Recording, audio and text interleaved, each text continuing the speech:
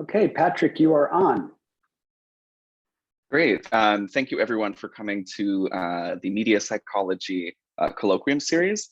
Today, we have a talk from Dr. Devin Heyward, who is an assistant professor in sociology, urban studies, anthropology, and the director of the Office of Diversity, Equity, and Inclusion, and the director of the Gender and Sexuality Studies program at St. Peter's University. Her current research focuses on racial identity transformation over the lifespan and how it is influenced by self-initiated or agentic encounter events, specifically genetic ancestry testing.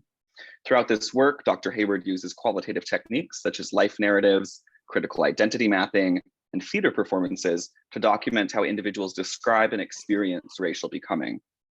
Dr. Heyward has also worked on various research projects, including HIV prevention for college-going women, a national queer trans person of color participatory research project for incarcerated persons, and 2 international projects in Uganda and Peru concerning children's rights. She currently serves as the vice chair of the board of directors for the Bronx Community Research and Review Board in the Bronx, New York. Her most recent article, What We Not Finna to Do, respectfully collaborating with Skinfolk and Kinfolk in Black feminist participatory action research, focuses on the work of the Bronx Community Research and Review Board. I'll hand it over to you. Thanks, Devin. Hi, everyone. Thank you, Patrick, for the introduction. I'm incredibly excited to talk about some of my research and some of the work that I've been doing. As Patrick noted, I'm in a sociology department, but I came up through a critical social psychology program. And so a lot of my work is very interdisciplinary. So I'm pulling from history, I'm pulling from genetics, I'm pulling from social psychology. So throughout this talk, I'm going to be sort of hop skipping throughout and across these different fields in order to tell these particular narratives. And so with that being said, I'm just going to share my screen real quick. Yes, this one.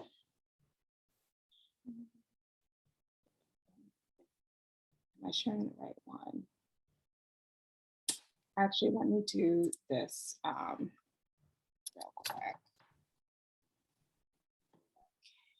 Be easier for me to share screen. Okay. So yes, so I'm going to talk briefly about some very basics about genetics and genetic testing overall. And we'll talk a little bit about some of the ethical considerations and concerns around genetic testing. I'll then transition into talking about racial becoming, which is a concept that I've been working on in relationship to how identity formation shifts across time and across experience. I'll then talk about some future directions and conclusions and where I see some of this work going. And so first, genetics, the basics. And so what is genetic testing? And so genetic testing originally, and so it's been around for like the last 40 years as a formalized sort of medical field in terms of analyzing and looking for genetic mutations or deviations. 3 of the most popular, or I should say most consistent tests that have been done concern BRCA1 and 2, sickle cell. I'm personally a carrier for sickle cell, and Tay-Sachs. And so one of the things to consider and to remember is that all of us in this room have experienced at least some form of genetic testing, whether we are fully cognizant of it or not. So when we take our COVID-19 test, for example, part of the work of identifying which strain it is, whether it's Delta or Omicron, is a form of genetic testing. And so genetic testing, especially medical genetic testing, has really become part and parcel of our, medical experiences overall. Now, what's newer in this field is genetic ancestry testing. Okay, and so when it comes to genetic ancestry testing, what we're referring to are these things called direct to consumer genetic ancestry tests, also known as DTC-GATs. So you've seen commercials for Ancestry.com, 23andMe, African Ancestry. These are tests that are offered directly to the consumer. So you can go online right now, order a couple of tests, and do whatever, okay? Now, the direct-to-consumer genetic ancestry tests, I'm just gonna call them genetic ancestry tests, are specifically analyzing this thing called junk DNA. And so if I were to divide the number 67 by 3, I would get the number 22.33333, repeating to the end of time. Essentially what junk DNA is are those extra 3s that are sitting at the end, okay, of that particular code. And so it doesn't affect any sort of human functioning, but it tells us something about people's family history, okay? And the idea is that the more matches that we make between people, the more likely it is for those people to be related in some capacity, okay? And not just related in terms of like mom to child, but related in terms of familial history, racial and ethnic group connections. Now, again, these tests are specifically looking at DNA that's passed from a maternal parent, female parent, to all of their children, regardless of sex, or paternal lines, which is a male parent to only their male children, okay? And so again, this is going along the Y DNA line. The thing to note, though, is that especially for Black American populations, if Black male-identified individuals take the paternal test, there's about a 67% chance that the test will come back European ancestry. And so this has a lot to do with the nature of the slave trade. This has a lot to do with the nature of systematic assault, systematic rape within the history of chattel slavery. Now, this is just an example of what a sample test would look like from 23andMe. And so they give you sort of a percentage-based analysis explaining from what different groups you match genetically with. Now, as part of this process, direct-to-consumer genetic ancestry tests specifically have been used in these things known as individual and collective reconciliation projects. And so Dr. Nelson, who's based up at Columbia University, but sort of coalesced this idea that as part of reconciliation projects, what we're seeing is the use of genetic ancestry testing as a means of helping to close these historical traumas. And so two of the examples that she gives are the African burial grounds and Las Abuelas Plaza de Mayo in Argentina. In the interest of time, I'm going to focus on the African burial ground since I'm in New York and I'm a proud New Yorker. But one of the things that's important to note is that with the African burial ground, the site itself was rediscovered in the 1990s, early 1990s. And essentially what happens is that in the midst of this construction of a new FBI building in Lower Manhattan, construction workers find the remains of individuals who had been buried there. Rather than contacting Lehman College, City College, Columbia University, who all have very strong anthropology departments, they instead take the individuals' remains and dump them into the East River. It's not until a whistleblower actually catches them on tape, takes pictures, sends it to the Post and the Daily News, that the whole operation is slowed up. And so eventually, over the course of several years, there's a process of excavation in order to not only properly document the graves, but also to properly document the burial rites. So how are people buried? How are they positioned? What things are in their particular graves? So on and so forth.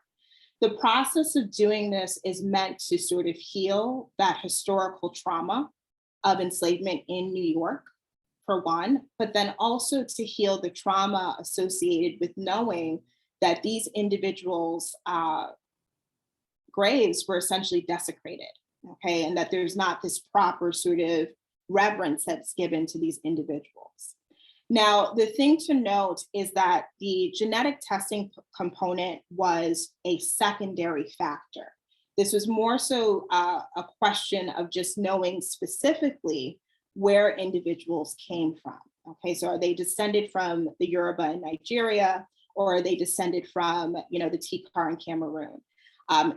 most individuals who were involved in this process were more interested in understanding, again, those cultural attributes and less so the racial biological components, if that makes sense, okay? The other thing I'll also note is that the discovery of the African burial ground also sort of cracks open how deeply involved New York City was involved in the African slave trade. What's oftentimes forgotten is that New York City was the second largest port for the enslaved, only after Charleston, South Carolina. And so this is a story and a history that oftentimes gets minimized. We also have to acknowledge the fact that enslavement in New York was brutal. It was just as brutal as it was in the Deep South. And so I think, again, New York gets a lot of passes because we ended slavery early, but we were deeply, deeply involved in this process. Now, the other sort of major question that pops up in relationship to genetic ancestry testing is, what do these tests actually provide to individuals? And so early researchers in the early 2000s talks a lot about how for Black Americans, this was a site and an opportunity to answer questions about ancestry, to be able to point to a map and say, hey, I know my people are descended or come from Nigeria. Okay, this was just sort of a very basic answering of questions. Now, more recent research has argued that genetic ancestry tests more specifically are providing these opportunities for an exploration of identity aspiration, as well as a consideration of social appraisals. And so what this means essentially is that for individuals who already are in positions of privilege, so if you are white, if you are Anglo-Saxon, taking a genetic ancestry test only helps to reaffirm your positionality and your privilege. So yeah, you might find out, okay, I took a genetic ancestry test, I found out, you know, I'm Italian and Polish, even though my whole life I've been told I'm Italian, okay? It complicates your base identity, but your privilege is still maintained, okay? It still continues forward. Now, with the social appraisals component, what the researchers Roth and Ivermark note is that in this process of appraising situations, of appraising identity adoption, for Black and Indigenous Americans in particular, there's a decision-making process that happens as to whether or not you take on the new identity that the ancestry results provide. So for example, if I were to do a genetic ancestry test and it came up that I am, you know, a quarter Seminole from Oklahoma, how likely is it for me to make the decision to fully adopt that identity? Do I think that other people will acknowledge that this is part of my racial makeup? Or do I think that people are going to push me aside? And so individuals are going to, are making a decision as to whether or not to adopt this new identity and what those consequences are in relationship to that adoption. And again, this is more specifically happening for minoritized communities in comparison to white communities. Okay, and so I'll talk a little bit more about how that shows up in some of the research that I've done. Okay, now with that said, obviously there are lots of ethical concerns around genetic testing and genetic ancestry testing. There are so many tests that you can take, whether it's for like food allergies or for ancestry, but there are levels and complications around some of these processes. And so one of the most critical, or the first sort of major ethical concern, is who owns the data, okay? And so many of us, we have our iPhones, you know, we have apps and we check the terms of service, but we don't actually read through the terms of service. And so for many of these companies, like 23andMe, which is the most popular of all the genetic ancestry tests, what ends up happening is that people are essentially signing over access to their genetic material. Now, in this process of signing over your genetic material, 23andMe has ownership So if they, through their research labs, discover a cure for insomnia using elements of your genetic code, you don't necessarily have the ability to sue or to claim rights over your genetic material because you've signed it away in that particular capacity. What also happens in this process is that ownership of your genetic material also becomes accessible to law enforcement. And we'll talk a little bit about these processes of like a traditional CODIS system and then a genetic ancestry testing CODIS system that seems to be developing as well. Okay.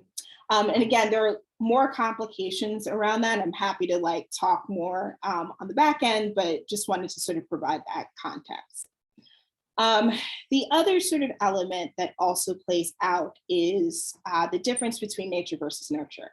And so we've all taught about it or learned about it at some point. But what really ends up happening is that the genetic pathways to behavior are very unclear. We know this for a fact. We know that we can't predict that a particular gene anomaly is going to automatically result in behavioral outcomes. However, what we find happening across the board is that these direct connections between the genotype and the behavior are oftentimes made. So the warrior gene, for example, the MAO-A genotype, also known as the warrior gene, and antisocial personality disorder are oftentimes linked as being a cause and effect. So if you have this particular genotype, you're more likely to experience or be diagnosed with antisocial personality disorder. The reality is, though, is that it's much more complicated than that. Okay, so with this genotype, there's an increased likelihood of specific hormones being present in the body, such as serotonin, norepinephrine, and I'm missing the third, but there are 3 hormones that typically are overrepresented in our bodies. What ends up happening is that you become very reactive. Okay, you're quicker to anger, you're quicker to respond to certain stimuli. Okay, so that's one component of it. But then when you add in severe maltreatment, it does increase the likelihood of antisocial personality disorder. However, there are 2 other steps that are connecting this genotype to this potential diagnosis, if that makes sense. However, in the general public, and even in research that's being planned here in the Bronx, there's a direct connection that's being made between this genotype and this potential behavioral disorder, okay? And so again, even though, you know, as researchers, as scholars, we attempt to break these things apart, it becomes a lot easier for people to just make these direct assumptions, okay? Again, happy to talk more and unpack some of this, because there are other indications, again, that this process will lead into sort of more individualized care without necessarily thinking about the context in which people are being raised, okay? Now, with all that said, lots of groundwork that's laid. But one of the things that I wanted to just take a few minutes to do, since we are a good sized group, maybe not the full 5 minutes, but 3 minutes, I just want us to take a few minutes and think about our life up until this very moment, okay? And in thinking about your life up until this moment, who or what are some important people, events, experiences that helped you to become who you are? Again, who or what are some important people, events, experiences that helped you to become who you are? Okay. And again, feel free to jot this down, so on and so forth. And at the end of like 2 to 3 minutes, we'll share back from a few people.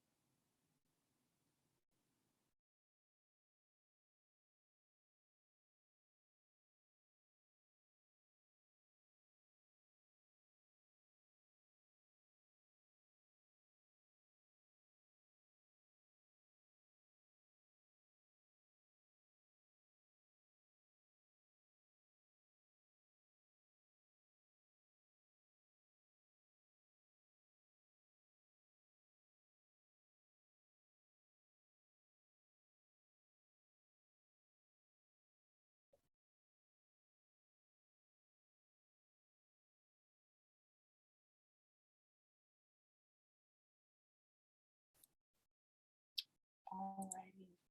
So write down your last little thoughts.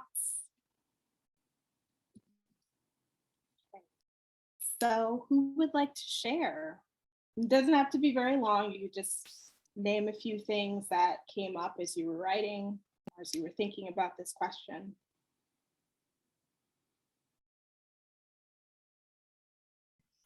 I'm happy to share. Sure. God knows I like to go on about me. So people, I thought about my mom, my various teachers, from my French teacher in college to my mentor in grad school, my husband, my children, and myself, like how I understand myself from within and who I've always thought I was, which has to do with like teachers telling me I'm smart and things like that. Events, most of it is just like education, like being in graduate school changed me, being in college changed me. And then I have to add, because I'm a person who studies story, that I have the experience that when I was growing up, I was raised by a single mom without much money, that those things also influenced me. But I was conscious of looking at stories, whether they were the popular television shows or books I was reading or things I was reading in school, and sort of comparing myself to them and seeing what people in those stories, what they felt like.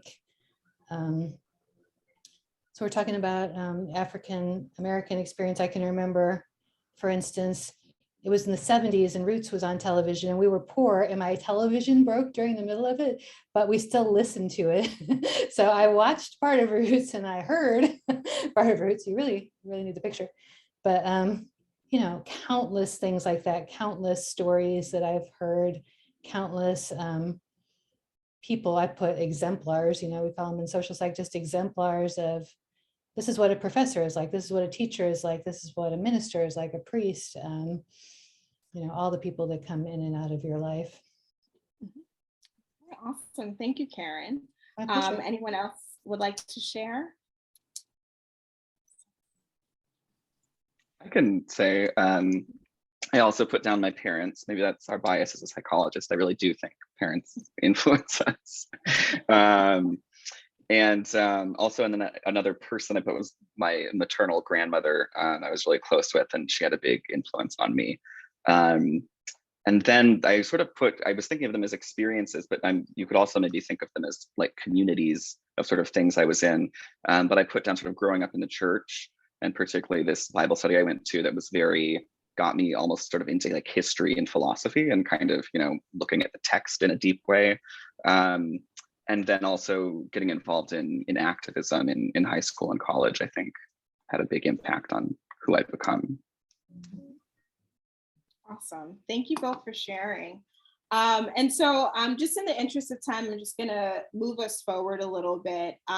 But one of the things that I heard across both Patrick and Karen's sharing are some of the decisions that were made, like the choices of going to college, of participating in activist groups, of being deeply involved in your church. Like those are choices in some ways that are being made. And so one of the things that I really grappled with, especially when looking at the racial identity literature, is that a lot of the conversation around transformation and deeper identity progression is oftentimes focused on things happening to you. So things being called the N-word, being followed in a store, being racially profiled, and therefore searching for more information, either things happening to you on the individual level or things happening to people who look like you, inspiring that process of deeper exploration.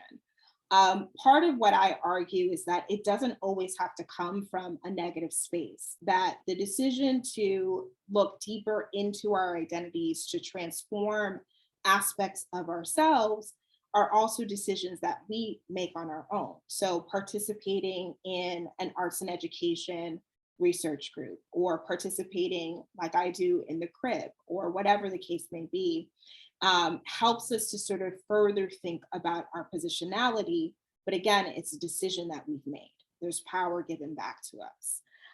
And so with racial becoming, I refer to it broadly as an identity process that looks at identity transformation, progression, and refinement as a lifelong process that allows space for multiple experiences to inform individual identity through these agentic or self-initiated encounter events.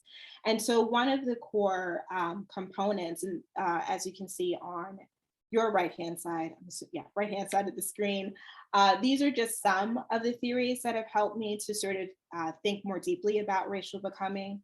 So Karen had noted this idea of narratives. And so dialogical selves has really helped me to think about how, as individuals, the scripts that I'm using right now are a particular set of scripts, a particular dialogue, and a particular self that's very different from who I am, if I were still going to the clubs Friday night at midnight. Okay. And so I'm using a very particular set of tools. And so one of the things that I hold on to throughout this, reframing of racial identity concepts is that identity is much more fluid and it's a longer process. A lot of the literature, especially when it comes to Black Americans, gets stuck focusing in on, teenagers and adolescents, which is fine and good, and it's a very transformative period.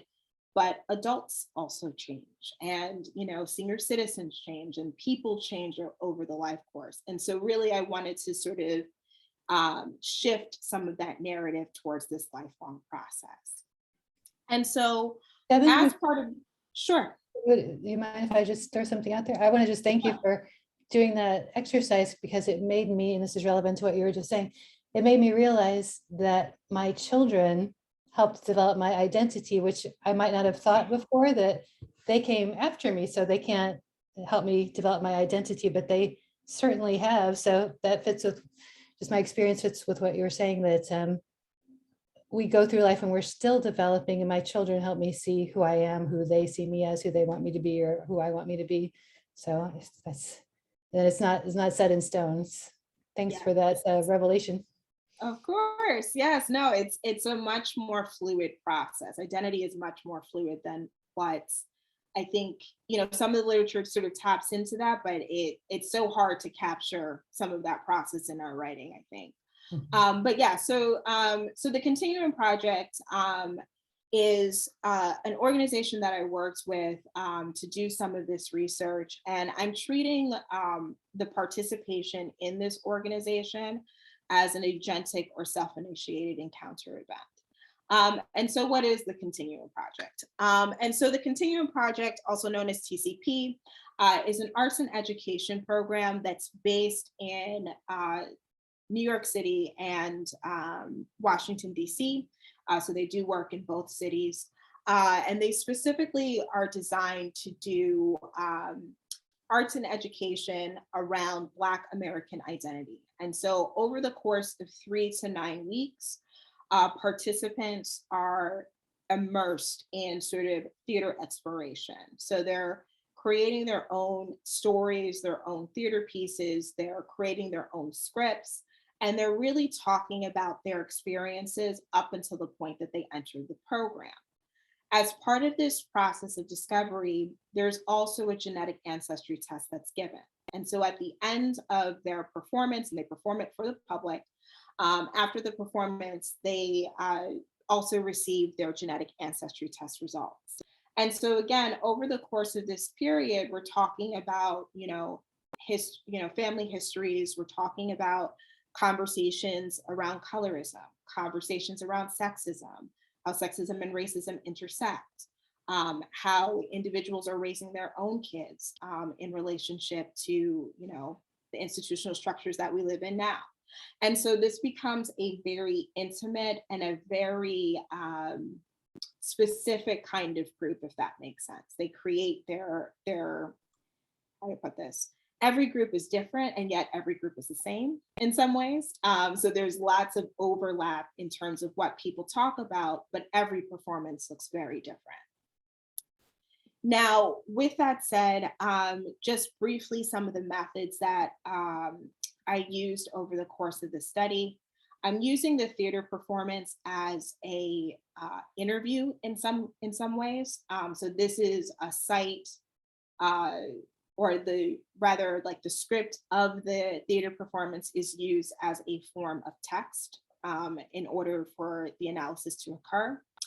I also used critical identity maps. And so each member of this particular group, so we had about 10 participants in this particular cycle, created their own identity map to tell their story about how they came to understand their racial identity.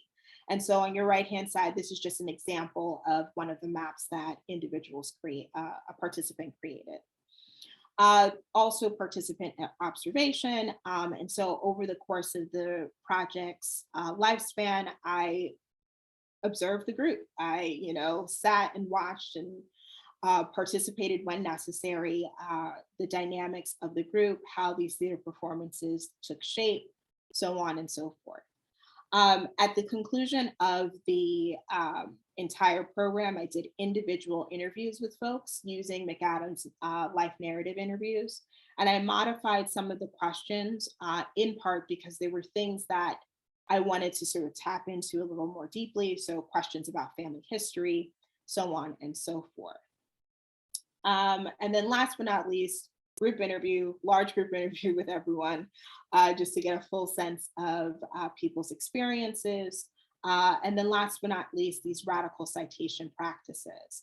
And so one thing to note is that radical citation practices, although it's not a methodology in the sense of like performance or maps or whatever, it's a method to sort of ensure that the references that I cite are not strictly the traditional references that are cited. So for example, one of my participants was citing Nina Simone and sort of explaining like how their life history matched up with Nina Simone's.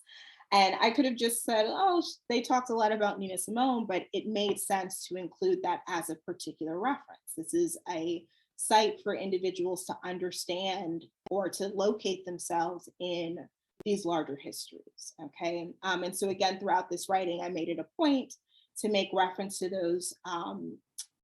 those resources that may not always traditionally make it into the psychological, lexicon, if that makes sense, okay? And so just in the interest of time, I'm gonna focus in on two results, major results that came out of this particular study. And the first being racial becoming. And so racial becoming and self-determination I see as being connected, in part because throughout the participants' conversations, there was a process of individuals talking about defining themselves for themselves. And so rather than having other people's messaging about who they needed to be, about what they needed to be, there was a process of staking a claim in their independence, okay, and staking a claim in how they identified themselves. So this is a quote from Quincy. Quincy was the youngest member of this group. He was the baby boy, and so everyone treated him like, he was their son. But throughout this process, he talks about, having a newfound reason to get out of bed every morning. It's no longer I'm Black, I'm oppressed. It's like now I'm Black, I'm proud. I'm going to show everybody. I'm proud, and they're going to realize why. And so there was a reclamation of self in this process. And again, he's young, he's 18. And so there are things that are going to change, but this represented for him in particular a staking of the self. Okay, I'm going to stand my ground in how I see myself and how I view myself. Camille also sort of piggybacked on some of what Quincy was saying, and noted that in this process of forming her identity, of reshaping her identity, is that there has to be boundary setting. And so she said, one of the things I've been thinking about is embracing the people that are there and not putting so much energy, even if it's my family, not putting so much energy into the people that don't. and just recognizing that what we have is really powerful and really special. And so one of the sort of recurrent themes that came up in conversation was not really knowing how to bring people into the fold. How do you explain to your family and your friends, like, I went through this experience and I'm different because of it? And so many of the participants, especially these two that I've highlighted here, talked about the need for self-preservation. And so creating boundaries around how far people will push you or how they'll talk about your results or talk about the experience in order to preserve this newfound sense of self, okay? Again, this is recurrent through a lot of the interviews, but I just wanted to highlight those two particular quotes. Now, one of the other things that also showed up over the course of this study is that individuals had various experiences with not only taking the test, but also participating in this group. This was not, this was a 3-week process, very tight. And so, what always happens, we become very bonded very quickly, but there are also issues that pop up in the process of doing this work. And so I'm going to talk specifically about one of the participants' essay, real name Sean, but we called him Essay, that was his nickname. And he talked a lot across the interviews, across the small group discussions, across the entire experience of having this desire to belong, that he felt like his entire life he sort of lived this nomadic existence where, sometimes he's part of the group, sometimes he's not. He always found himself not necessarily fitting in. And that his core sort of sense of identity, his core fulfillment needs was about trying to find a space to belong. And so being part of the Continuum Project created a space for him to feel that, okay, to feel as though he had a connection. But again, even though he felt this sense of connection, there were still questions about, well, how long will this last? Are people going to leave like they always leave? So on and so forth. And so this was really sort of excavating other narratives that were, present prior to being part of the Continuum Project, okay? The other thing that also came up for Essay, again, lots of excavation, lots of sort of deeper exploration, was this idea of having the right cipher or community. So this idea of like, do I have the right people around me? Are the people around me going to support my decision to connect with people in Guinea? Are the people around me going to support my decision to visit if I decide to visit? And so there were just lots of sort of questions about the network that he had built around himself, okay, and whether or not it would be strong enough to hold this transformation as it was happening. Now, last but not least, Essay also talks a lot about hesitations around the next steps. And so for a few of the participants, one of them right now just finished getting dual citizenship between here in the US and their Sierra Leone, the country which they're descended from. Other folks are in that process. Some folks are just planning a visit. And for Essay in particular, he was the most vocal about being unsure about what happens next, okay? And this uncertainty of like, do I even reach out to the consulate? What happens next? Just lots of questions. Whereas other folks were sort of very firm and confirmed in what they wanted to do. He had more questions. But again, this represents more so of a spectrum. And this is not to say Essay was alone, but he was probably the most vocal in sort of the questioning of, the experience, the questioning of the test, the questioning of what happens next, where he moves, how he moves forward, so on and so forth. Now, with that being said, one thing I will note is that, there are limitations to this study, in part because this is a small sample size, and generalizability is difficult to apply. Okay, so this is a very specific group at a very specific time. Now, the other thing to also note is that this group organized itself not too long after Trump's election. And so we're talking about a very particular point in time where everyone was kind of like, well, what's happening next? And there are lots of community needs and communities that were forming in the wake of that. And so there are some questions about, how does that apply now, in the middle of a pandemic? How does that shift? How does that focus shift in this current era? The other thing I will also note is that the depth of the performance are very dependent on participants. And so when I've watched and reviewed previous performances, they're all different, meaning that depending on the group and depending on how that group coheses or the cohesion between the group, it's going to really determine what kind of performance gets made. Okay, and so it's also very much dependent upon the type of community that people formulate. Now, as part of this process, one of the things that I'm really interested in doing is extending this, thinking more outside of the box in relationship to racial becoming, but thinking about these encounter events that people decide to do. So if you decide in college to take a content-specific course, so a course on Africana studies or a course on Puerto Rican Latino studies, how does that influence and inform your understanding of your community's history, but also your individual history? I'm also curious about participation in social justice movements and organizing. I think for especially this current generation, Gen Z, the racial reckoning protests of 2020 had an influence. It changed how people understood capitalism, racism, so on and so forth.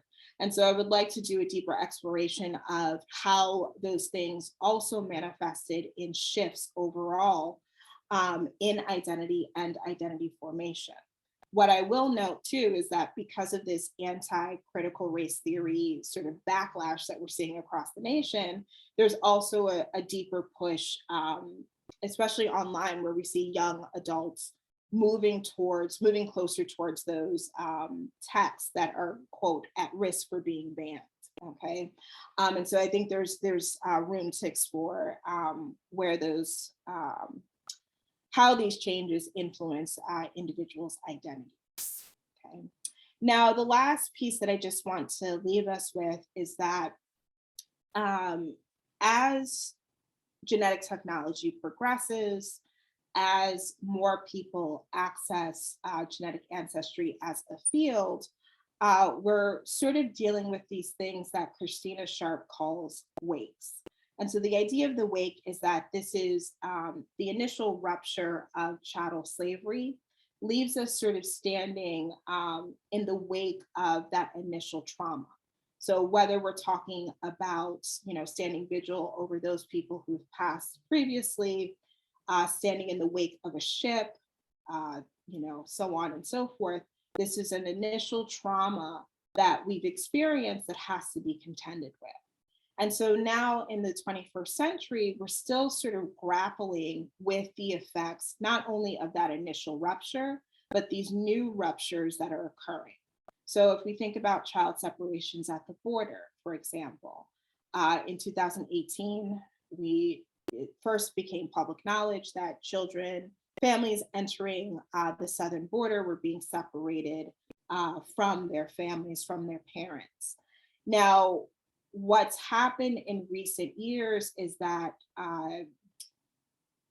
these families have been quietly tested, so using genetic testing to make sure, in quotes, that parents are matched with their correct children, if they're able to make that match. Remember, many of these children, the records were so poorly kept that it's unclear who belongs to whom, whether that's biologically or socially. Okay, and so we're talking about a generation of children that's potentially lost, in part because of the cruelty of the Trump administration. And we'll save that for another day. But one of the things to also note is that as part of this process, it's essentially created a genetic database that closely resembles that of Canada. Canada has a undocumented immigrant genetic database, which they use as part of their homeland security protocols and processes, okay? And so the United States is also moving towards that mission. It's also, if I'm not mistaken, I think there's also one in the UK. So again, we are just sort of following in the steps of our allies to an extent. Now, what also is happening is that with the growth of genetic ancestry testing companies, we're also building these parallel CODIS systems, okay? And so these parallel CODIS systems, meaning that we have the traditional CODIS group and the CODIS database that gets used to test genetic material across crime scenes. But we also have the ability to access these genetic ancestry test companies as well. And so federal and local law enforcement are able to access genetic ancestry testing companies' databases in order to test material that they find at crime scenes. And so what this creates is essentially a much larger database than what was initially created in the early 2000s, okay? So again, more and more people are accessible through that. But the last sort of piece is this idea of bespoke or precision medicine. And so what this does is that in the process of finding these genetic anomalies for things like BRCA1 and 2, things like sickle cell, et cetera, what this does is that it creates a precision medicine that is devoid of context. So rather than looking at individuals placed in particular experiences, so thinking back to that MAOA genotype, we're focusing in on fixing that genetic anomaly, but not necessarily thinking about the context in which people are experiencing things, okay? So if you have this genotype and you're living in an environment that is unsafe, well, maybe, yes, you would present with these particular behavioral episodes, but it has more so to do with that context than it does with the genotype. And so again, we're sort of entering this slippery slope where the gene becomes the determinant rather than the context in which people live, okay? Now, if you're interested in hearing me talk more about this, if you scan that QR code, it'll link you to an episode, a podcast recording that I did in 2020 with Abolition Science. And so I sort of explore some of these ideas a little more deeply. I will note that when I did this recording, it was right before the pandemic. And so things have shifted, obviously, since then. So just keep that in mind as you're listening, if you decide to listen. Okay. With that said, I talked for way too long, but thank you. This is just my contact information. Feel free to send me an email if there are any questions that come up. Thank you. Thank you, Devin. That was a really fantastic presentation. I know was certainly I was very fascinated in it. And then I want to open up for questions or if people have anything they wanted to discuss.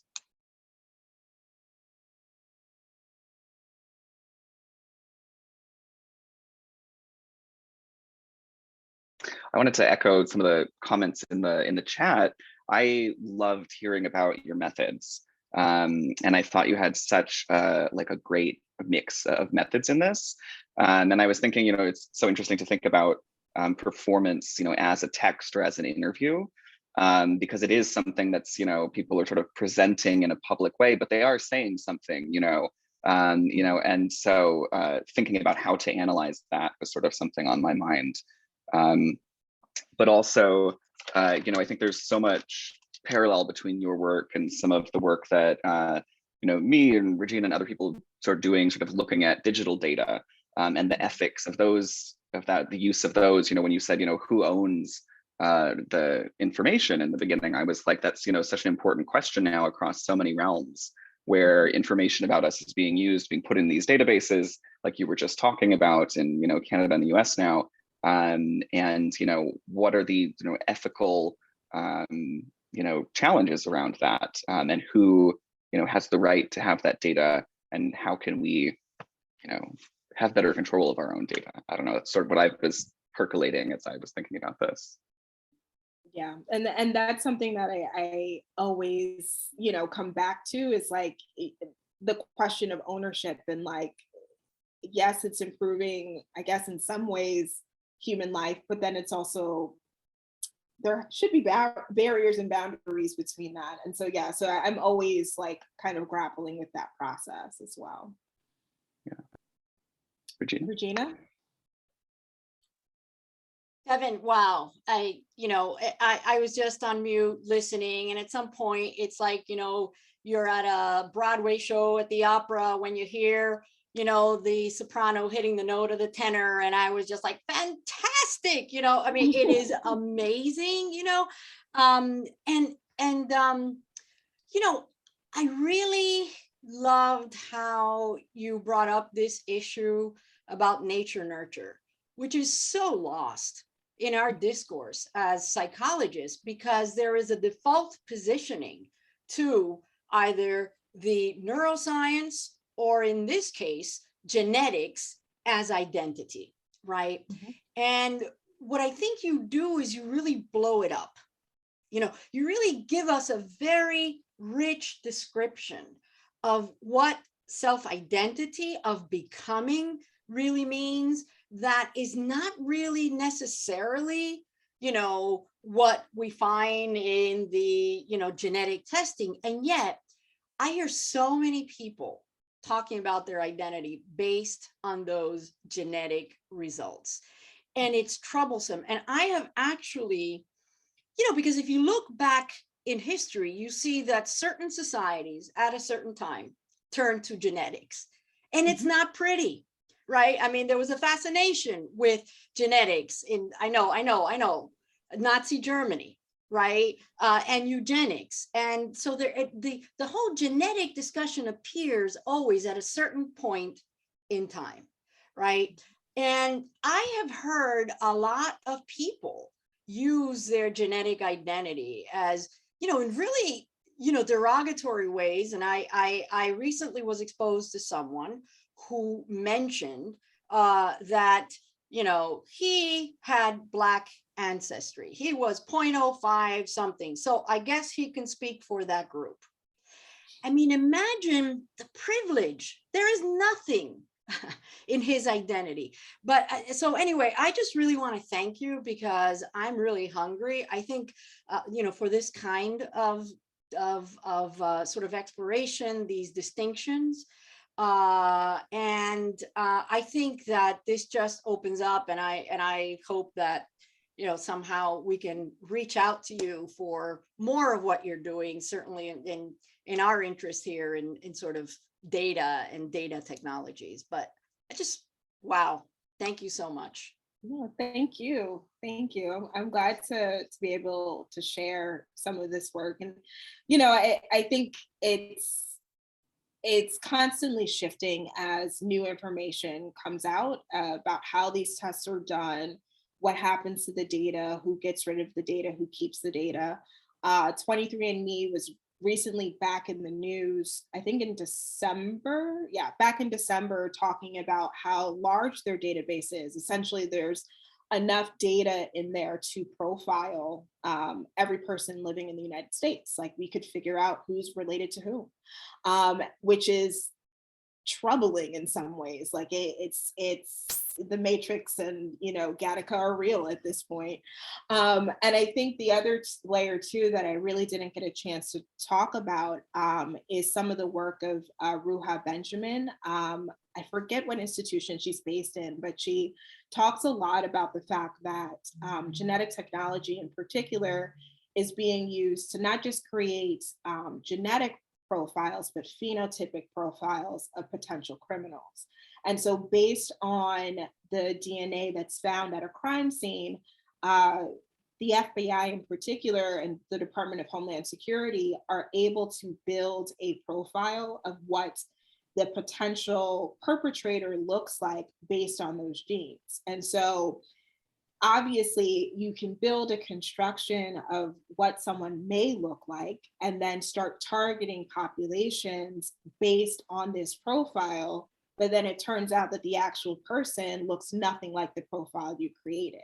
And so again, this creates this sort of like avalanche effect of like losing something in the process of, quote, gaining something else.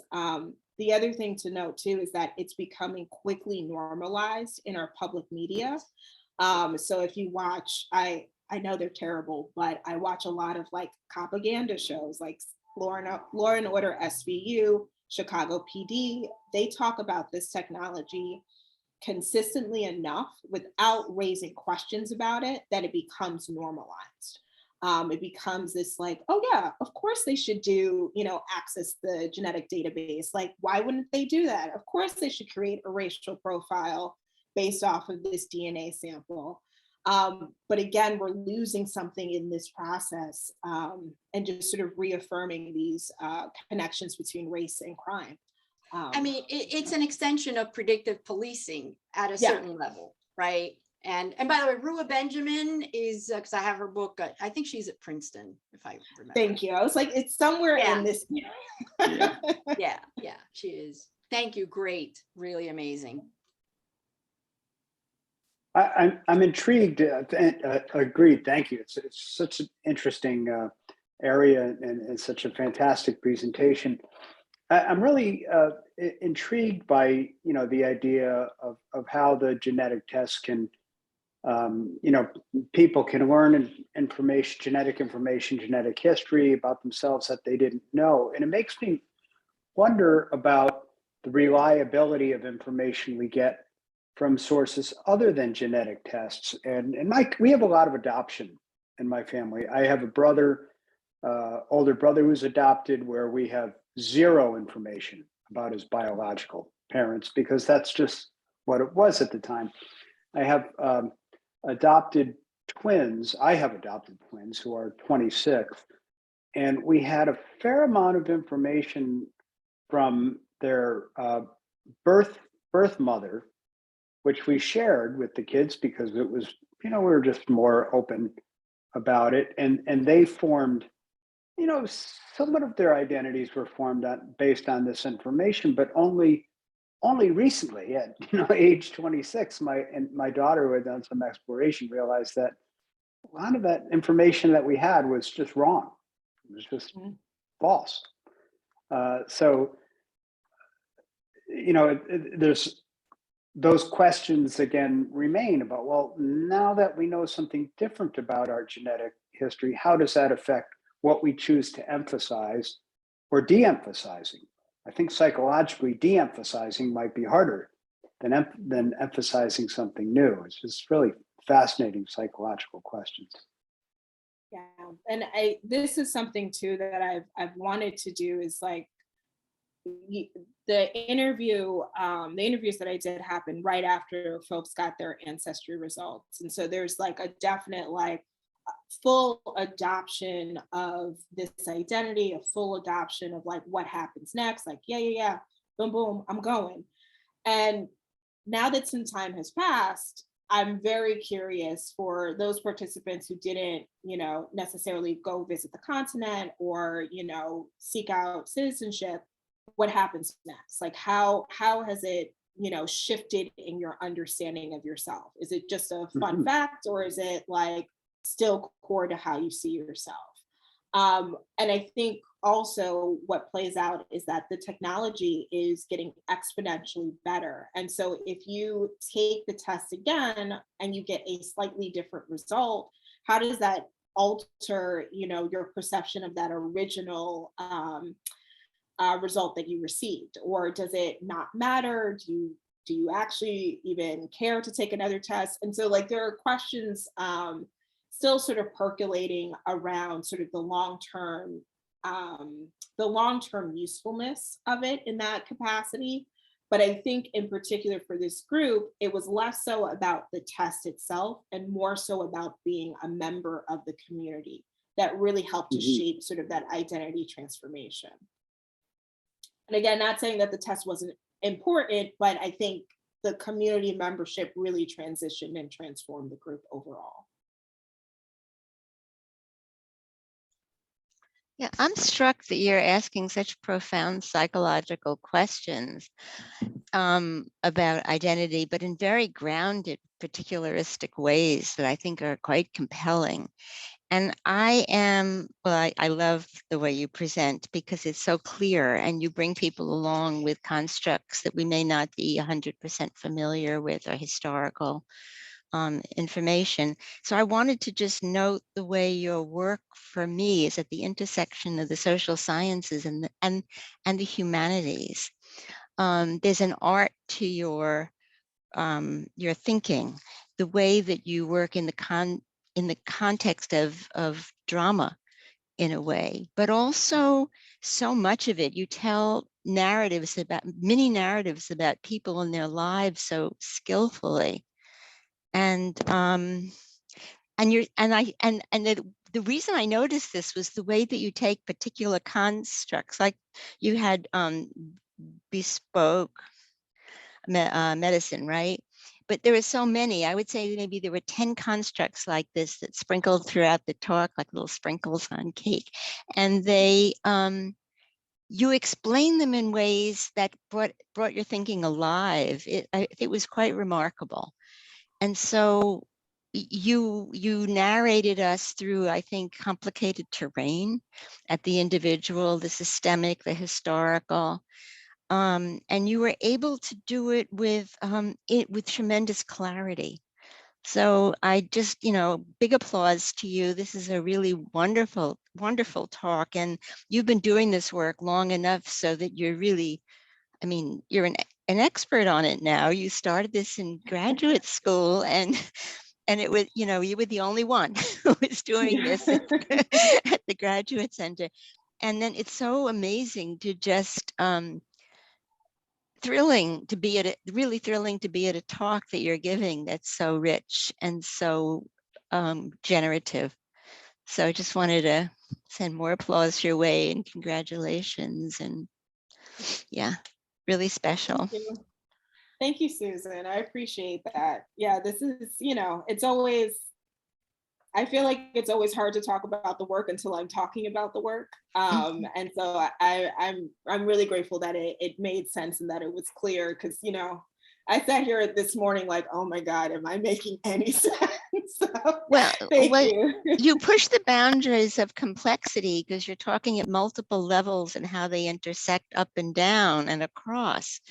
But that's your work, is to examine those boundaries, and you do it really well, but it will never be simple because the whole notions that you're working with are complex, and yet they have, I would say, well, for me, had a tremendous clarity, unusual clarity for the complexity of the process and the constructs. So I'm going to do my little reaction, which is congratulations. Thank you, Susan. Thank you. Well put, Susan. If I could just follow up briefly, I think on what Susan said, and I think you're absolutely right. And here we are, Devin, talking about you or talking about your presentation. But what I get from it is really the ideal discussion for me, right? Because it is performance in the arts. It is humanities. There are questions there for psychologists. And you're looking at this new technology that is influencing all of us. And so to me, it's almost like your research is at the center of the table. And it's really bringing us together from very different perspectives if we want to partake in this, where our individual discourses can come into looking at this topic.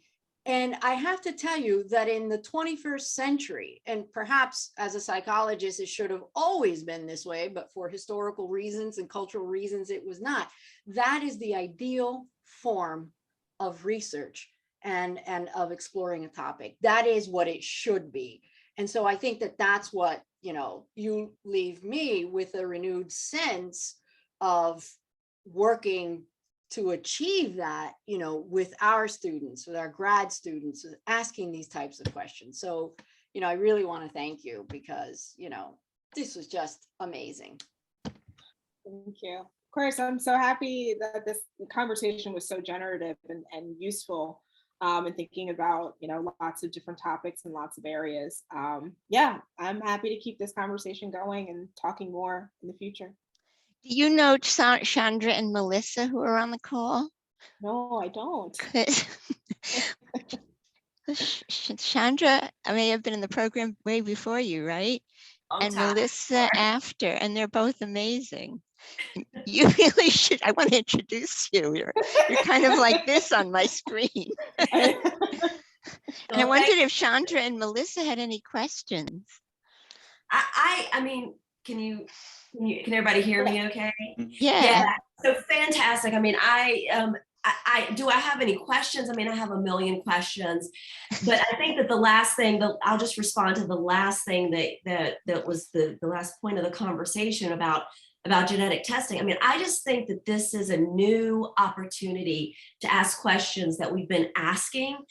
We get to ask them, we get to come at them with different data and really try to unpack what we even mean by race and identity. And I mean, I could talk forever about my own personal experiences that have fed my interest in this, because it has really just been eye-opening for me. I had surprising ancestry results. I have a father who's racially ambiguous and experienced racism in a mild way, being in rural Virginia for most of his life. And it was only in the last few years that we had this extra piece of data.